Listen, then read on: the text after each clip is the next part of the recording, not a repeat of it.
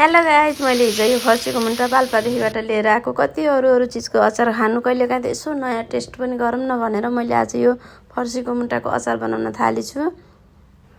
अब यसलाई मजाले केलाएर धोएर मैले ठिक्क पारेकी छु अनि यसलाई तातो पानीमा 15 मिनट जति उमाल्ने।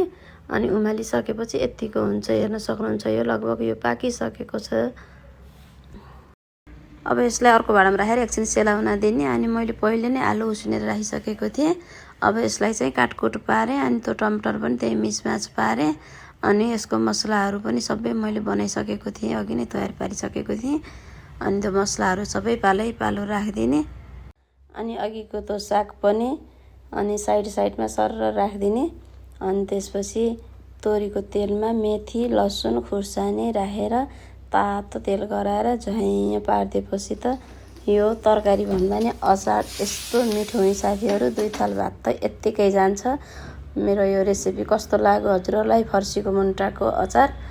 अनि हजुरहरूलाई मन परेमा लाइक कमेन्ट फलो गर्नुहोला। By by.